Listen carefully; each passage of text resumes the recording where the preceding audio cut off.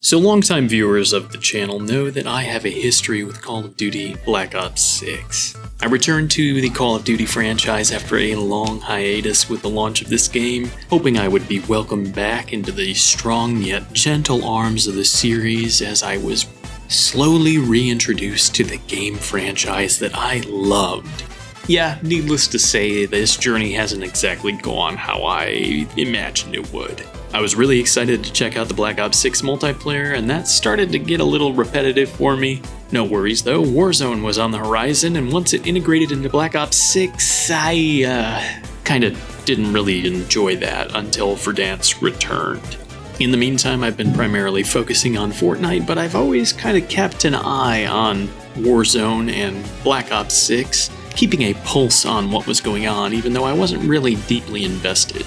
And I kept thinking to myself, I don't really enjoy the game as it is right now. Omni movement is a little annoying for me, and I definitely hate all the skill-based matchmaking, making the whole experience a sweatfest no matter how good or bad you are at the game. And honestly, recent player numbers show me that I'm not the only one feeling this way. But that is part of the Call of Duty cycle. A new game's about to come out, we're all hyped, thinking it's going to be the answer to all of our issues with previous games. We finally get our hands on it and are so in love with what we're experiencing. Then, shortly thereafter, the cracks begin to show. The rose-tinted glasses begin to slip off our face, and we start to notice every single grating, awful thing about the game, leading to us once again sitting and waiting for the next game, just hoping that will solve all our issues.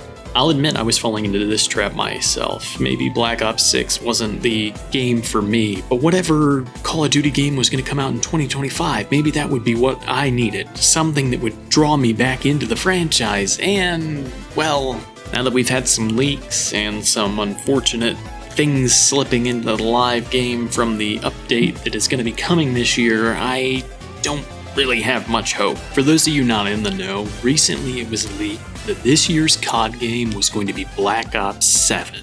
This will apparently be a direct sequel to the narrative of Black Ops 2, featuring a more futuristic setting, but it will be built upon the groundwork set by BO6 in terms of gameplay and movement. If this is sounding familiar, that's because this is basically the same explanation we got for the recent Modern Warfare 3 game coming out right after Modern Warfare 2. And yeah, we all know how that went.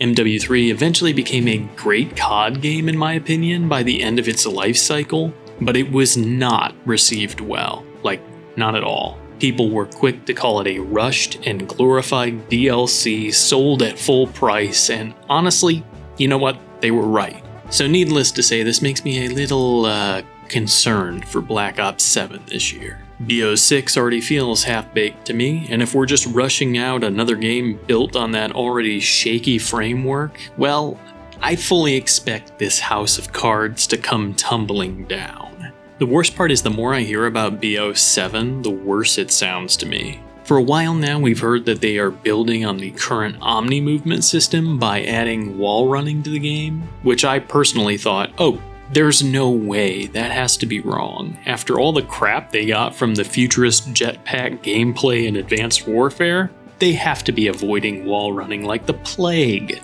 But here we are, finding code in the game that enables wall running when you activate it. And not only wall running, but double jumping. Man, I'm gonna be honest, I don't like this. I don't look forward to this at all. I personally feel like Call of Duty is kind of losing the plot. It seems like they're adding movement for the sake of movement without any real thought behind it. What's worse is a majority of the casual player base in Black Ops 6 doesn't like Omni movement. They opt not to use it and complain when they get killed by somebody who does utilize it. The fact that they are doubling down on this movement and adding on to it is not only going to drive a bigger wedge between the casual and sweaty players, but I think it's going to alienate a large portion of their fan base at a time where they really can't afford to be doing that. I've not heard of a single player saying that they needed more movement on top of Omni movement, but maybe I'm just out of the loop, I don't know. So that's that then. Omni movement's getting built on with wall running and double jumping in 2025, so I better just get used to it, right? Get with the times, old man. This is a movement shooter now. It's clearly here to stay, so I better just start snorting G Fuel off my desk and get with the times, right? Wrong. Because it's already been leaked that Omni movement and all this wall running stuff is getting gutted from COD 2026. So what is the point of all of this? Why are they unnecessarily adding mechanics to the game that they know will piss off their players if they don't plan on sticking with it long enough to polish it up and actually make it good in the first place? Why do we already have a plan in place to use the bad reception to Black Ops 7's movement to sell more copies of 2026 Call of Duty? Why do the devs put so much energy into making these strange gameplay choices that they know will be controversial and then making a Machiavellian plan to sell more copies in the back end instead of just making a solid, fun game? Who knows? Knowing the literal greed demons that work at Activision, the answer's probably money. So I'll go with that. It's because of the money. At the end of the day, I just want to be able to enjoy Call of Duty again. But as it stands right now, I think I'm going to be sitting the next game out. Hopefully we get Battlefield 6 or something in the meantime. I need something to hold me over. Sorry for getting a little ranty in this video, but I just want to be able to look forward to a good game. Let me know what you're going to be playing in the meantime. Thanks for watching. As always, make sure to eat well, stay hydrated, take care of yourself and those around you. And I'll see you in the next one, friends.